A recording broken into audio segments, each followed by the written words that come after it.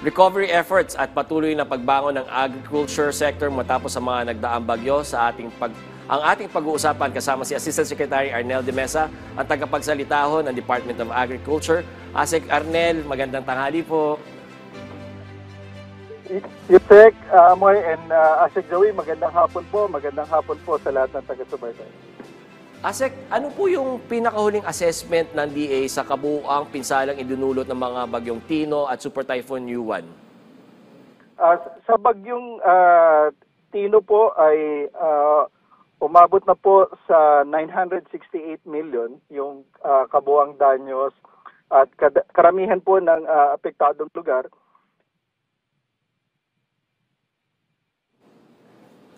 Asek Arnel, nawala yata sa linya. Asek Arnel? Ayan, babalikan po natin si Asek Arnel habang inaayos po natin ng linya ng komunikasyon. Pero bago siya nawala, malaki-laki na yung pinsan, 915 million ang narinig kong nabanggit Tino niya. pa lang yata yung babanggitin niya, sana iba pa yung uwan. Yung sa Yuan, no? At sana naka-recover. Pero base naman sa previous interviews natin, may mga efforts na nirelease na for the recovery, tsaka ang importante yung makapag-simula ulit na negosyo at ang ating mga fisher folks tsaka magsasaka. Andyan na ulit si Aseka Arnel? Wala pa po yata.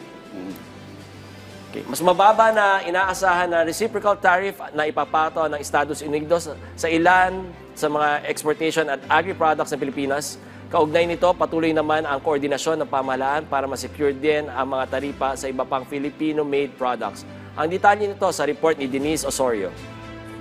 Malaking ginhawa ang dala ng bagong executive order na inilabas ng US noong November 14, kung saan tinanggal ang 19% reciprocal tariff sa karamihan ng agricultural exports ng Pilipinas. Kabilang sa mga exempted products ang coconut oil, coconut water, desiccated coconuts o kinayog na niyog, pinya, mangga, mangosteen, bayabas, saging na fresh at processed, iba pang dried fruits at fruit juices, tuna fillet, confectionery goods tulad ng asukal at rice wafer products. Hindi na rin papatawan ng taripa ang kape, tsaa, kokwa, spices, avocado, oranges, kamatis, beef o karne ng baka at ilang fertilizer. Ayon sa DTI at sa Office of the Special Assistant to the President for Investment and Economic Affairs, higit $1 billion na agricultural exports noong 2024 ang pasok sa exemption, kung saan mahigit 60% ay coconut at coconut derivatives. Sa kabuuan, kasamang industrial products, umaabot sa 46% ng total US imports mula sa Pilipinas, ang ngayon ang tariff-free na. The exempted agricultural products amount to over $1 billion, no? Or $1.03 billion. So it's a very significant export number. Ayon pa kay OSAPIA Secretary Frederick Go, malaking tulong ito sa ating farmers, MSMEs, at exporters dahil napapanatili ang pagiging competitive ng mga produktong Pilipino sa US market. Dagdag naman ni Department of Trade and Industry Secretary Cristina Roque, matagal na itong hinihingi ng Pilipinas mula pa noong Hulyo at nagpapakita ito ng matibay na trade partnership ng dalawang bansa. I think definitely this will be a boost to our agricultural exports, right? But I don't think the effects of this are also instant. No, I think agriculture by its very nature also needs more gestation, more planning, more logistical play. So it's not an instant effect, but it's still good news. Mananatiling aktibo ang pamahalaan sa pakikipag-usap sa US para masiguro ang iba pang sektor gaya ng garments, travel accessories at furniture habang pinapalakas din ang produksyon sa tulong ng Department of Agriculture. Iginit rin ni Go na maging ang semiconductors na isa rin sa pinakamalaking exports ng Pilipinas ay patuloy pa rin ang isinasagawang negosasyon. Denise Osorio, para sa Pambansang TV, sa Bagong Pilipinas. Samantala, balikan natin si Asek Arnel de Mesa ng Department of Agriculture. Asek Arnel. Yes, Sir Gaboy, magandang hapon po muli. Magandang hapon, naputulo tayo. Pero yung nabinbin kong tanong, yung ano yung pinakahuling assessment ng kabuuang pinsala na dinulot ng dalawang bagyo, Asek? Yes, Yusek, yung sa Bagyong Tino ay nasa 968 million yung kabuang danyos na naitala sa sektor. At karamihan nga po rito ay sa Visayan area from Western, Central at Eastern Visayas at ang luba po naapektuhan dito yung ating mga high-value crops. Dito naman po kay Bagyong Uwan ay umabot sa 3.2 billion po yung damage at ang naapektuhan po rito yung ating palayan dahil ang tinamaan po nito ay Central at Northern Luzon. Bagamat karamihan po ng ating palayan ay na-harvest na, more than 90% bago pa po tumama itong dalawang bagyo. Kaya hindi po naman natin inaasahan yung malaking epekto sa rice subsector ng dalawang bagyo, Yusef.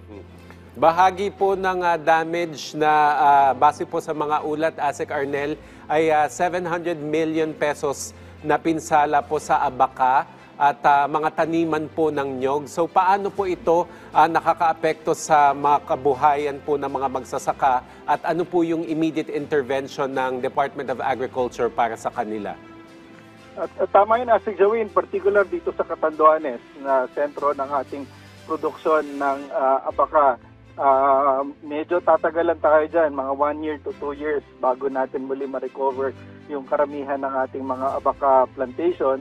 Ganon din sa ating niyugan. Kaya kagad na pinag-utos ng ating Pangulo at ni Secretary Kiko dun sa kanilang huling pagdalaw ang pagtulong sa pamamagitan ng pagmibigay ng alternative livelihood through our Quick Response Fund at saka dun sa iba pa natin na programa existing sa ngayon na mabigyan sila ng pansamantalang kabuhayan lalo na doon sa ating mga baka, kambing, pag-aalaga ng baboy, manok, at sa pagtatanim na rin ng cash crop habang isinisaayos itong pagbangon muli ng Catanduanes sa kanilang abaka at sa kanilang mga nasirang niyugan.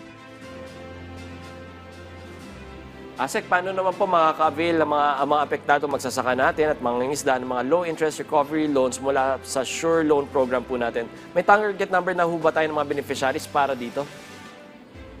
Yes po, Yusek. Actually, marami na pong naipamigay ngayon ang ating Survival and Recovery Loan Package. Ito po yung 25,000 pesos na immediate assistance po natin sa kanila for individual farmers and fisheries.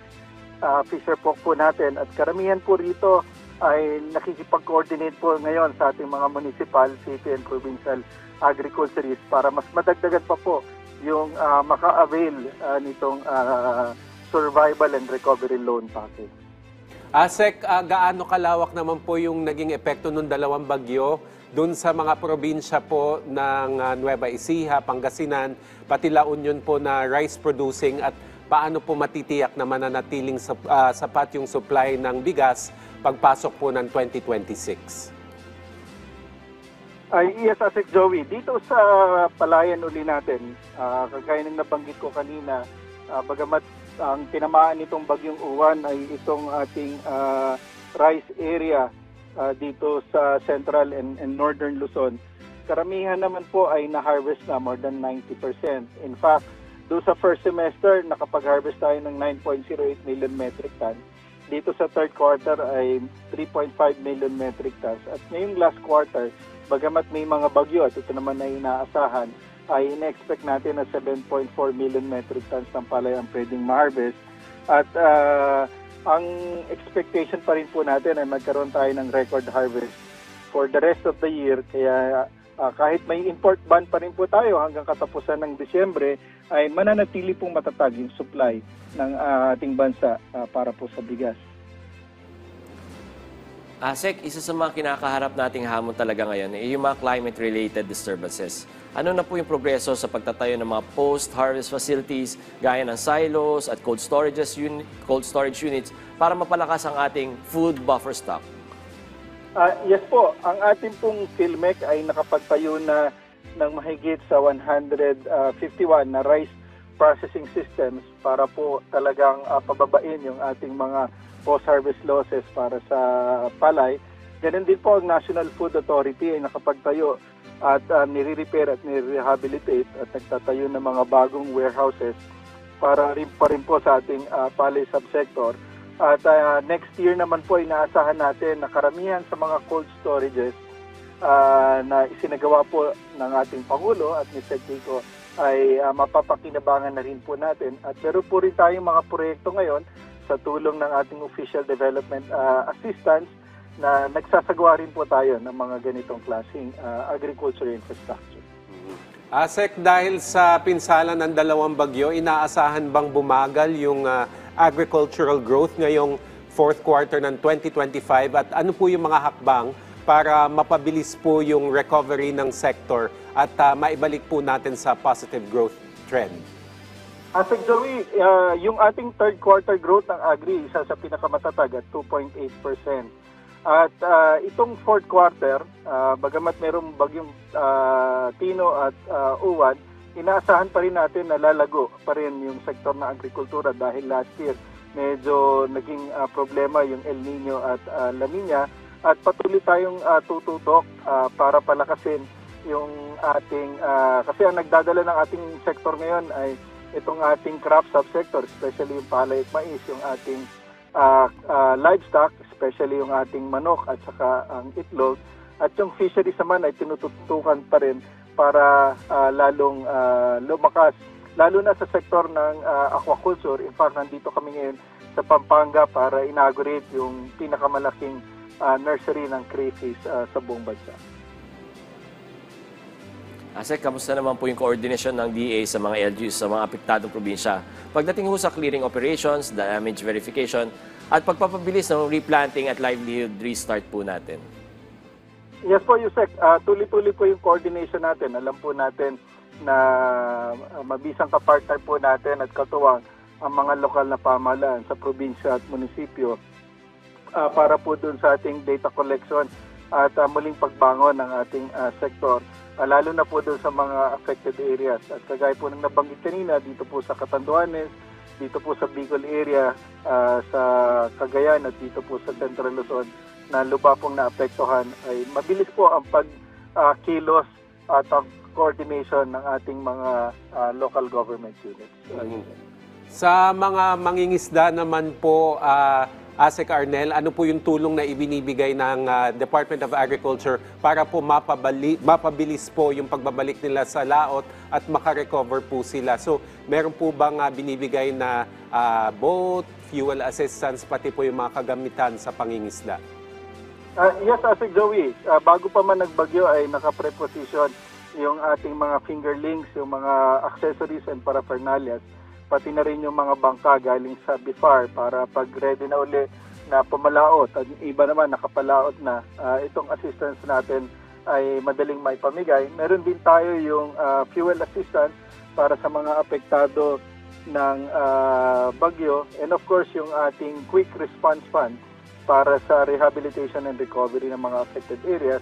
And also, eligible din sila doon sa tinatawag natin na survival and recovery loan dito sa indemnification galing sa PCIC hanggang 571 million ang nilaan ng PCIC for the insurance claims ng mga apektadong magsasaka at mangingisda at yun nga doon sa quick response fund para ma-rehabilitate din kung may mga nasirang fishery and agriculture infrastructure.